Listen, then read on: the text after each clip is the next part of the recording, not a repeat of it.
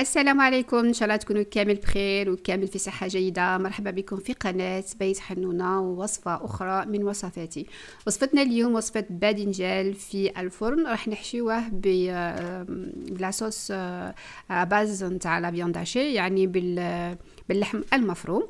هنايا جبت الباذنجان تاعي اللي كنت غسلته نشفته شويه، وهنايا غادي نجيب الباذنجان وغادي ندير هاد لي تخي في الوسط هنايا، ومن بعد غادي ندخلوه في الفرن.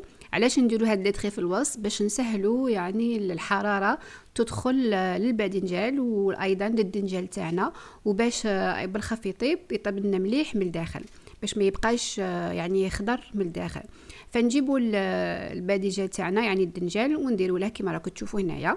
هنا زدت له شويه نتاع زيت الزيتون، تقدروا ديروا الزيت العادي الا ما عندك زيت الزيتون، شويه نتاع الملح باش ما يجيناش صامت، وندوله شويه نتاع الحرور. التوابل هنايا كل واحد يعني على حسب. درت هنا برك، درت سال بوافغ، هذا ما كان.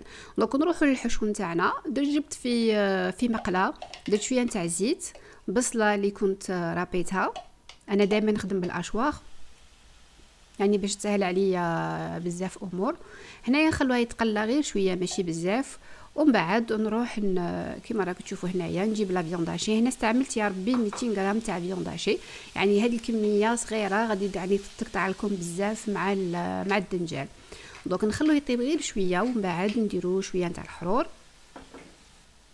شويه نتاع الملح، وهنا نديروا لي زاو دو بروفنس، يعني الاعشاب كاع اللي عندك بغيتي ديريهم كما قلت لكم. التتبيلات شيء اختياري. زدت هنايا شويه نتاع ثوم مجفف، تقدروا ديروا الثوم العادي، تقدروا ديروا ايضا ديروا فيه الزعتر، يجي يعني ما شاء الله يجي بزاف الكو تاع الزعتر في الطياب في لي صوص طوماط، يجي بزاف بنين. هنايا درت صلصه الطماطم، هنايا صلصه كانت عندي جاهزه، ولا عندكم الطوماطيس يعني رابيوها وديروها. ان كاري دو سكر. علاش ندير السكر؟ على خاطر هاد لي طوماط تاع لي بواط اون كونسيرف يجوا شويه اسيد، بور كاسي لاسيديتي، يعني هذيك الحموضه باش نكسروها نديروا شويه نتاع السكر، وزدت لها ملعقه صغيره تاع طوماط كونسونطري. هنا الدجاج تاعي كان طاب، خرجته كما راكم تشوفوا، وراح نجيب الدنجال كما راكم تشوفوا هنايا. عندكم شحال من طريقه باش ديروا لها فخص من الداخل.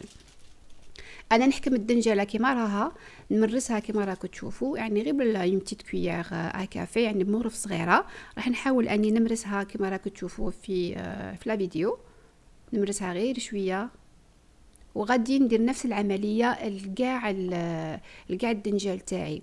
دونك نعاود ننقل الدنجال الى البلاطو اللي غادي يدخل لي في الفور، البلا اللي يدخل لي في الفور، ونعاود بهذيك لاصوص طوماط اللي وجدتها من قبل غادي نحطها في الدنجالات نتاوعي كاع كيما راهم.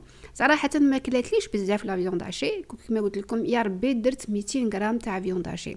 هنا تقدروا تزيدوا في لاصوص طوماط، نجموا ديروا لي بوفرون فير ولا روج، يعني تقدروا تزيدوا شويه فلفل ولا لي كاروت، ولا كل وحده وعلى حسابها.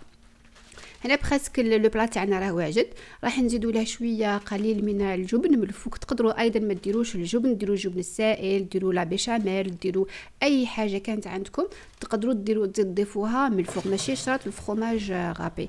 هنا استعملت الموتزاريلا، نخلوه في الفور حسبه فور تاع 200 درجه، يعني من 20 الى 30. والوصفه تاعنا وجدت لنا كما راكم تشوفوا. تقدروا تبدلوا فيها بيان سور، انا عطيتكم لا باز وانتم غيروا كما بغيتوا. اذا كانت هذه هي الوصفه تاعنا تاع اليوم والبلا تاعنا تاع اليوم.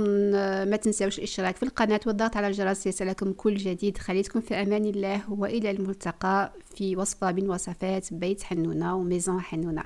الى اللقاء.